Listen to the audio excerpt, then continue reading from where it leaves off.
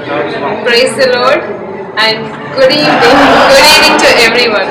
అందరికీ నమస్కారం. I think you're children కదా, sorry. సో మనం 4-5 వారాల నుండి మనం ఇక్కడ గెట్ టుగెదర్ అవుతున్నాం కదా. సో మనం పోయిన వారం అంతా ఏం నేర్చుకున్నాము, దేవుడు అంటే ఏంటి అని తెలుసుకున్నాము. కొంచెం మనం అనుభవం తెలుసుకున్నాము. అసలు దేవుడు ఎలా ఉన్నాడు, ఎలా దేవుడిని మనం తెలుసుకోవాలి, దేవుడు ప్రేమ అంటే ఏంటో మనం తెలుసుకున్నాం. కాబట్టి ఈరోజు నేను ఒక సాక్ష్యంతో మీకు ఒక విషయం చెప్పాలని ఆశపడుతున్నాను. దేవుడు చెప్పమని చెప్తున్నాడు కాబట్టి మీకు చెప్తున్నాను. ఏంటి అంటే నేను కూడా మీలాగా ఒక హిందూ బ్యాక్గ్రౌండ్ వచ్చిన అమ్మాయిని, మీలాగా కొత్తగా చర్చకు వచ్చిన దాన్ని.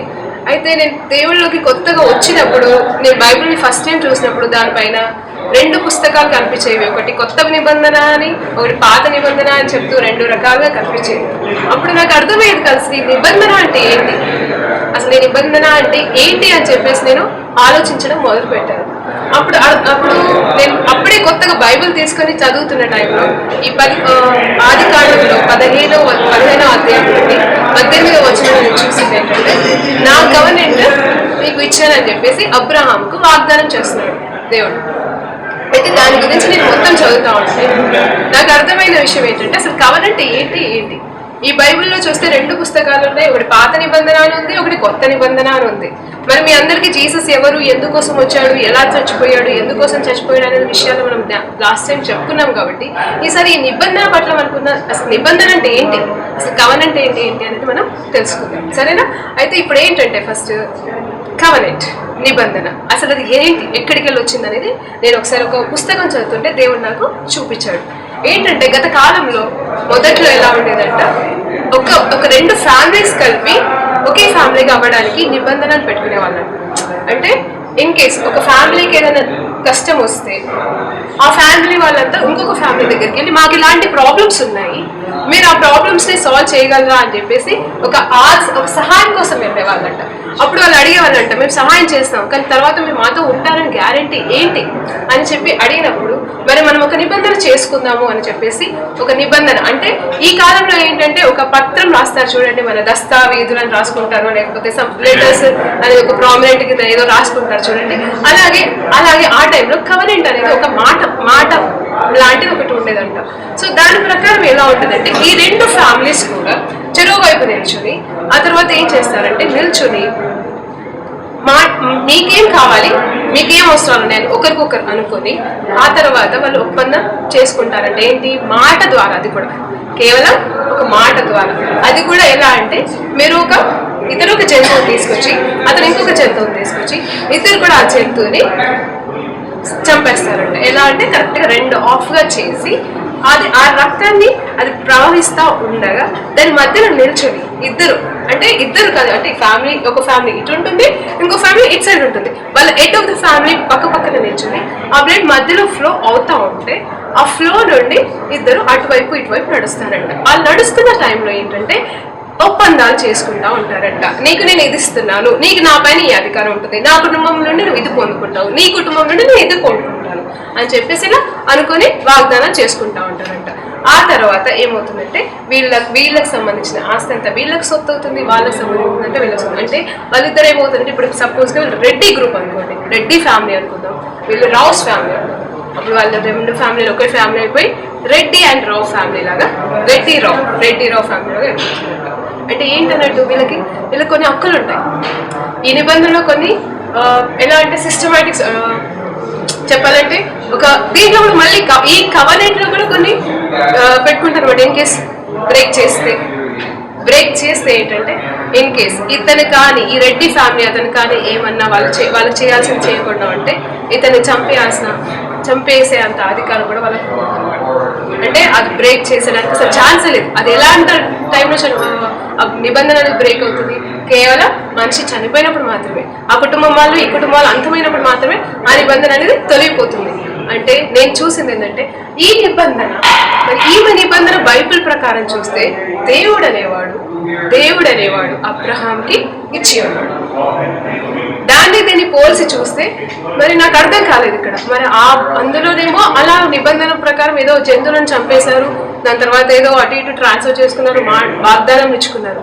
కానీ నేను బైబిల్ చదువుతుంటే నాకు కనిపించిన జ్ఞానం ఏంటంటే, నాకు దేవుడు మాట్లాడిన విషయం ఏంటంటే, అది మీకు చెప్పాలనుకుంటుంది ఏంటంటే, దేవాది దేవుడే అబ్రహాం అనే అతన్ని తన స్నేహితుడు అని పిలిచాడని మనం పోయినసారి చెప్పుకున్నట్టుగానే స్నేహితుడు పిలుస్తూ మరి తన నిబంధనని ఇస్తున్నాడు. అంటే ఇప్పుడు ఒక Reddy and family and Rao family కాకుండా ఇక్కడ ఎవరున్నారు? తండ్రి ఉన్నాడు. తండ్రి ఎవరు? గాడ్ ఒక వైపు, అబ్రహాం ఒక వైపు ఉన్నాడు. తండ్రి ఒకవైపు, అబ్రహాం ఒకవైపు. ఆ ఇద్దరు మధ్యన వాళ్ళు ఎక్స్చేంజ్ చేసుకున్నారంట.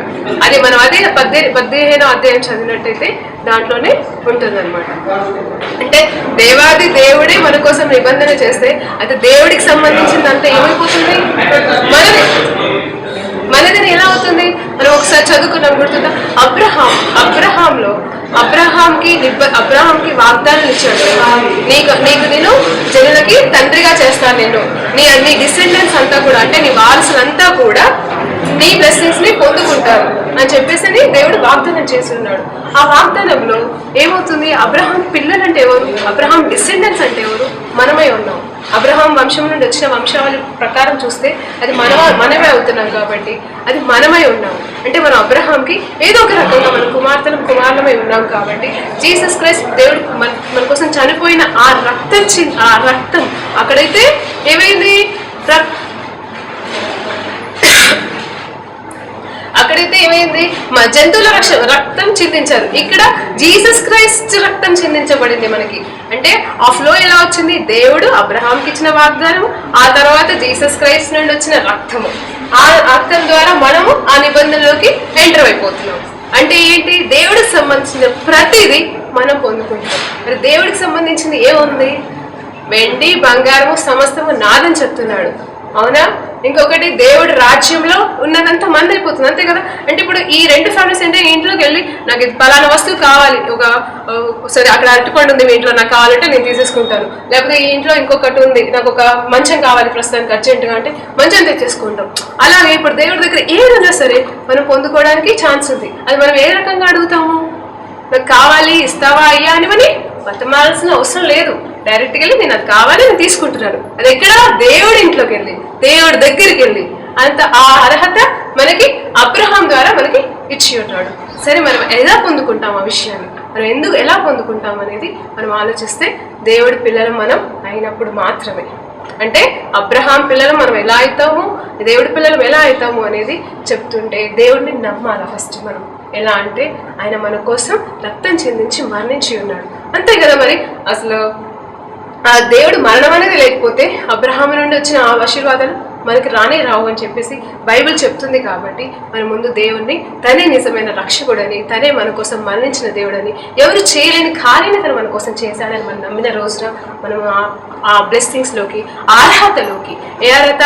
దేవుడి ఇంట్లో నుండి ఏదైనా మనం తెచ్చుకోగలిగిన అనే అర్హత, ఆ కవెనెంట్లోనికి మనము ఎంటర్ అయిపోతాము. సో మరి ఎవరెవరైతే మరి ఈరోజు మరి కొంతమంది పిల్లలు కూడా వచ్చి ఉన్నారు, మరి పాత వాళ్ళు వచ్చినారు, కొత్త వాళ్ళు వచ్చినారు. మరి వాళ్ళందరి కోసం నేను చెప్తున్నది ఏంటి అంటే, మరి ఖచ్చితంగా మీరు ఈ ఆశీర్వాదాలు నాకు కావాలి, ఆ దేవుడి ఇంట్లో ఉన్నవన్నీ కూడా నాకు కావాలని ఎవరైతే ఆశపడుతున్నారో, మరి అది కాకుండా మరి మనం చనిపోయిన తర్వాత ఏమైపోతామో మనకు తెలియదు. కానీ ఇక్కడ మాత్రమే, ఇక్కడ కూడా భూమిపైన కూడా పరలోకంలో ఉన్నట్టుగా మనం జీవించగలము అనేది అనుకుంటే, అంటే సంతోషంతో, నిత్య జీవనంతో, శాంతి సమాధానంతో మనం జీవించగలము అనేది మనకు అనిపిస్తే ఖచ్చితంగా మనం దేవుడిని నమ్ముకోవాలన్న వాళ్ళము అయిపోతాము. సో మీరేం చేస్తారంటే కళ్ళు మూసుకొని నేను ఒక చిన్న ప్రార్థన చేస్తాను, మీరందరూ కళ్ళు మూసుకుంటారా? మరి ప్రభువా, ఈరోజు ఈ వాక్యం విన్నారు కదా నేను చెప్తుంది. మరి పిల్లలు మీరంతా ఏం చేస్తారంటే నేను చెప్పింది గుర్తు చేసుకుంటా ఉండండి. మరి మీరు నిజంగా దేవుడిని ఇంట్లో నుండి ఉన్న ప్రతి ఒక్క వస్తువు కానీ, ప్రతి ఒక్క ఆశీర్వాదం కానీ, దేవుడి ప్రేమని కానీ, దేవుడి నుండి వచ్చిన ప్రతి ఒక్క రక్షణ కానీ మీరు పొందుకోవాలని ఆశపడితే, మరి కళ్ళు పూసుకున్న మీరందరూ కూడా, మీలో ఎవరైనా సరే దేవుడు నాకు కావాలి అని ఆశపడితే మరి మీరు కళ్ళు మూసుకొని చేతులు పైకెత్తుతారా? నేను చూస్తాను మీరు ఎవరెవరు ఎత్తుతున్నారు. Praise the Lord, praise the Lord, praise the Lord, praise the Lord, praise the Lord. Thank you, Master. మరి మీరు చేతులెత్తిన వాళ్ళంతా ఒక్క నిమిషం నా కోసం నిలబడతారా? ఒక్క నిమిషం నా కోసం నిలబడతారా? Praise the Lord. Thank you master, thank you Jesus. మరి ఈరోజు మీరు నిల్చున్నారు, ఎందుకోసం నిల్చున్నారు? మరి నేను వచ్చాను అక్కడ నిల్చోమని చెప్తుంది అని మాత్రం మీరు నిల్చోవట్లేదు, కానీ కేవలం ఒకటే మాట కోసం నిల్చుంటారు. ఏంటంటే I want to enter in to the Kingdom of lord. నేను ఆ ఇంటిలోనికి నేను ఎంటర్ అవ్వాలి అనే ఆశతో మీరు నిల్చున్నారు. కాబట్టి మీరు మీ నోటితో ఆ మాట ఒప్పుకోండి. నేను చెప్పిన ప్రార్థన మీరు చేసి నాతో పాటుగా అంగీకరించి దేవుని నామంలో మనం అడుగుదాం. యేసు ప్రభు నామంలో అడిగినట్టయితే మనం పొందుకున్నామని విశ్వసించినట్లయితే మనం ఈ రోజు నుండి దేవుడు పిల్లలంగా, దేవుడు వాసంలో ఆ ఇంటికి మనం ఎలాంటి ఎప్పుడు ఆ డోర్ మనకి తీసే ఉండేటట్టుగా మనం ఎంటర్ అవుదాం. ప్రార్థన చేసుకుందామా? పరలోకమున్న మా తండ్రి, యేసు ప్రభు మీ కుమారుడని మేము నమ్ముచున్నాము. ఈ రోజు నుండి ప్రభా మేము పాపులమని ఒప్పుకున్నాం తండ్రి. మరి ఈ రోజు నుండి నా తండ్రి, ఈ రోజు నుండి ప్రభా మీరే నాకు రక్షకుడు, మీరే నాకు తండ్రి అయి ఉన్నారని, మీరే నాకు దైవమై ఉన్నారని నమ్ముచున్నాను ప్రభా. ప్రభా ఈ చిన్ని ప్రార్థనని యేసు ప్రభు నామంలో అడుగుతున్నాను తండ్రి. ఆమేన్. Thank you. ఈ రోజు నుండి మీరంతా ఎవరు? దేవుడు పిల్లలు. అంటే మీరు ఒక ఒంటరితనం కాదు, మీరు వేరే వాళ్ళు కానే కాదు, ఎవరు లేని వాళ్ళే కాదు, మీరందరూ దేవుడు పిల్లలు. Your the son and daughters of Lord Jesus Christ.